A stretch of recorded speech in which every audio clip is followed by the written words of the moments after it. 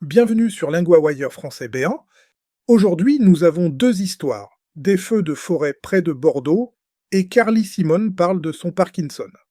Pour vous aider à comprendre cet épisode, retrouvez les transcriptions, les traductions en anglais et le vocabulaire expliqué sur linguawire.com.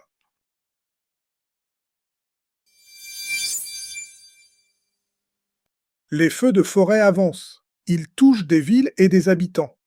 Inès, où en est la situation près de Bordeaux? La situation reste très tendue. Des habitants de Bordeaux disent être inquiets, même effrayés. Un incendie brûle à 15 km de la ville. Donc ce n'est pas un feu lointain. La fumée arrive en ville et ça change tout dans le quotidien. Exactement. Pierre Pourquerie dit que des gens portent des masques. Certains ont du mal à respirer à cause d'une épaisse fumée. Et d'autres personnes ont aussi raconté des scènes très fortes, presque irréelles. Oui, un homme a dit que Bordeaux englouti dans la fumée ressemblait à un film horrible. Il veut quitter la ville mardi. Ce n'est pas seulement une image impressionnante, c'est aussi la peur de ce qui peut arriver ensuite. Oui, et cette peur se voit aussi dans les témoignages. Chris de Habreux dit que, le week-end, Bordeaux était couverte de fumée. On imagine une lumière orange presque étrange au-dessus de la ville. C'est exactement ce qu'il décrit, un filtre orange sur Bordeaux. Il dit aussi qu'il voit beaucoup de personnes inquiètes de ce qui va arriver. Et la crise ne touche pas seulement Bordeaux elle-même, n'est-ce pas? Non, plus loin, à Biscarrosse-Plage, Rachel Ambéry dit que sa maison est près du point d'évacuation de la ville. Elle raconte que des gens sont arrivés jeudi soir et qu'ils n'avaient nulle part où aller. Donc des habitants ont ouvert leurs portes à d'autres personnes. C'est une réponse très concrète, très humaine. Oui, elle dit qu'ils ont offert leur maison et elle ajoute que la communauté a perdu énormément. Pour elle, le stress et le traumatisme sont immenses.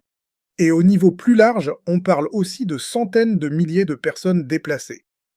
Oui, les secours en France et en Espagne essaient de contenir les feux. Ils ont brûlé des dizaines de milliers d'hectares. Plus de 300 000 personnes ont été évacuées. C'est donc à la fois une histoire de fumée, d'évacuation et de vie bouleversée. Oui, et cela montre qu'un incendie peut changer très vite la vie de toute une ville, pas seulement des proches des flammes.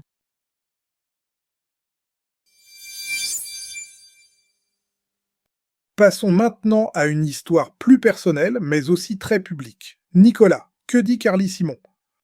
Carly Simon dit avoir reçu un diagnostic de Parkinson. Elle apprend à vivre avec cette maladie qu'elle décrit comme parfois effrayante. Elle parle avec beaucoup de franchise. Qu'est-ce qu'elle explique sur ses journées? Elle dit que l'évolution de la maladie est imprévisible. Certains jours, elle est tellement fatiguée qu'elle n'arrive pas du tout à faire démarrer la journée. D'autres jours, elle a un peu plus de marge pour bouger, penser, travailler et se sentir elle-même. On entend là quelque chose de très concret, l'effet de la maladie sur le rythme de chaque journée. Oui, et elle insiste sur un point important, elle n'a pas arrêté de vivre ni de travailler. C'est une phrase simple mais forte. Elle ne parle pas seulement de maladie, elle parle aussi de résistance. Exactement, elle a 83 ans et elle est connue pour des chansons comme You're So Vain, Why et Coming Around Again. Malgré ce diagnostic, elle dit qu'elle continue. Elle révèle aussi un autre problème de santé, si je ne me trompe pas. Oui, elle dit avoir récemment subi une opération pour enlever une excroissance cancéreuse sur le visage. Elle ajoute que cela a affecté son apparence et l'a rendue plus sensible au regard des autres. Donc il y a ici deux choses, la santé et aussi le rapport à l'image publique. C'est ça. Elle dit avoir toujours été très critique envers son apparence. Elle fait aussi un clin d'œil à l'ironie de You're So Vain. Elle parle de son critique intérieur. Et au-delà de sa vie personnelle, cette annonce rappelle aussi quelque chose de plus large sur Parkinson. Oui, Parkinson est un trouble progressif qui touche le cerveau, le système nerveux et le contrôle des muscles. Le texte rappelle aussi que c'est la maladie neurologique qui grandit le plus vite dans le monde. Donc cette déclaration n'est pas seulement intime, elle aide aussi à rendre visible une maladie qui touche beaucoup de gens.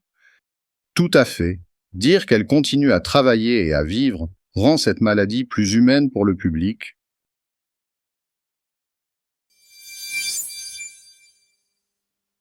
Dans cette première histoire, 3 mots reviennent autour du feu et de la fumée.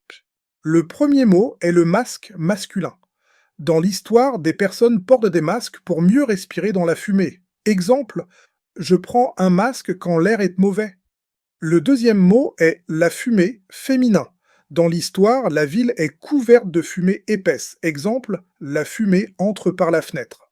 Le troisième mot est l'évacuation féminin. Dans l'histoire, plus de 300 000 personnes ont été évacuées et des gens sont arrivés au point d'évacuation.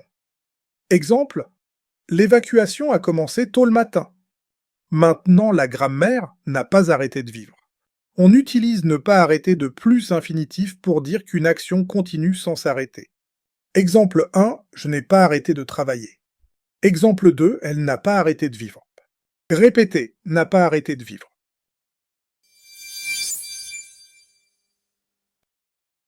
That's today's news in French. Every word you just heard is written out at linguawire.com, the full transcript, an English translation line by line, and a tab to check glossary for words you don't yet know. That's linguawire.com.